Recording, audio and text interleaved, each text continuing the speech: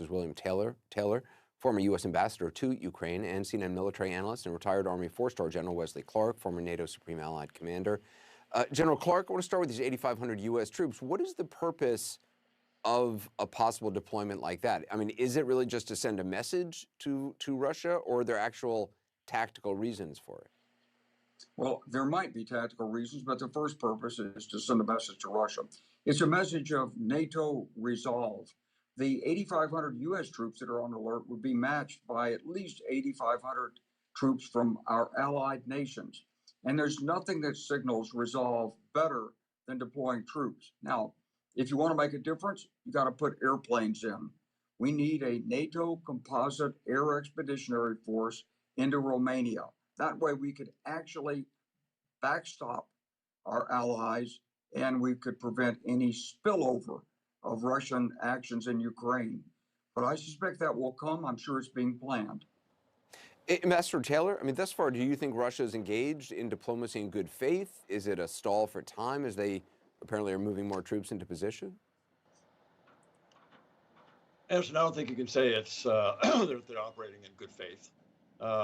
What they have been doing is they've been willing to sit down and talk with first Deputy Secretary Wendy Sherman and President Biden has been involved, of course.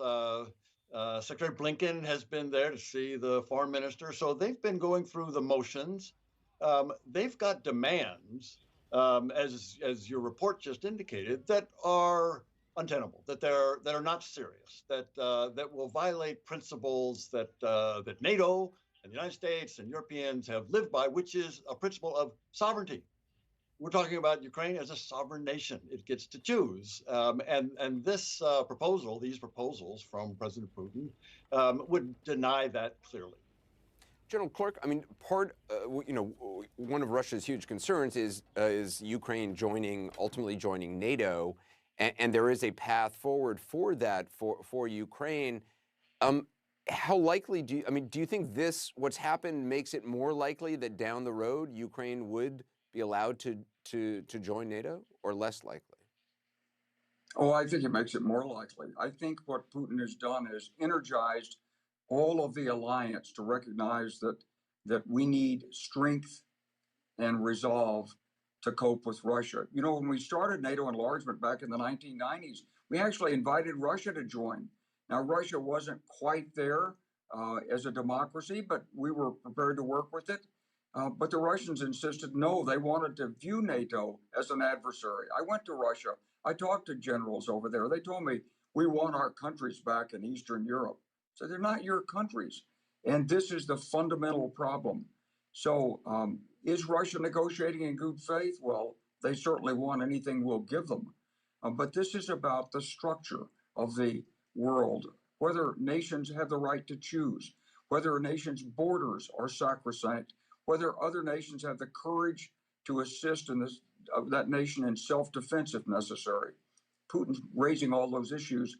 He's headed to get an answer he won't like, but he does have the military power to cause a lot of damage and kill a lot of people. I hope he doesn't do it. Yeah, Ambassador Taylor, from your knowledge of Ukrainian forces and their capabilities, and obviously it's been bolstered over the last several weeks with different kinds of weaponry, what would an invasion end up looking like? I mean, we've talked to some people who, say this could be another Afghanistan for Russia. There's such antipathy toward Russia among parts of Western Ukraine and elsewhere.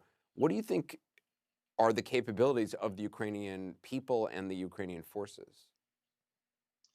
Anderson, the Ukrainian military is much stronger today than it was when Russia invaded the first time in 2014. It's better led, it's better equipped, it's better trained. Morale is high among the military. And you asked about the civilians. The morale is also very high among civilians. Since 2014, when Mr. Putin invaded the first time, the Ukrainian people have come together.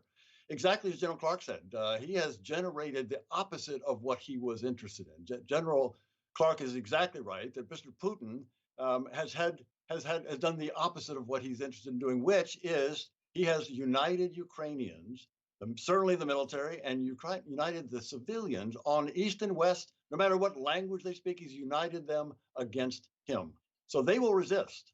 General Clark is, of course, right. The military is an imbalance. The Russian military is very strong.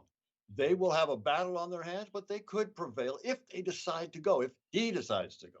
Mr. Putin has the decision. We hope he's deterred. We hope that he will cost up. He'll take a look at the cost and benefits and decide it's just not worth it. Better to sit down and have that conversation that President Biden and Secretary Blinken have been talking about. But if he does go, if he is not deterred, then he will have a fight on his hands. First with the Ukrainian military, as we just said, but also the Ukrainian people will resist, will fight guerrilla warfare. They will fight in the villages, on the streets, in the towns. It will be very difficult. It will be a former defense minister that General Clark and I both know said that the Ukrainian military will make it hard, but the Ukrainian people will make it hell for an occupier. General Clark, do you agree with that? Absolutely. But you know, Anderson, we got to make one other point here, and I know Ambassador Taylor would agree with me on this. What Putin's doing is illegal. It's against international law. He's behaving like a war criminal. And you know, we need to go to the United Nations and call him out for it. He will become an international pariah. Russia will be treated as a rogue state. It's the end for Russia if he does this. We need to make sure he understands that, and then we need to be able to follow through. General Clark, Ambassador Taylor, appreciate your expertise, both of you. Thank you so much. Coming up next, now that we've learned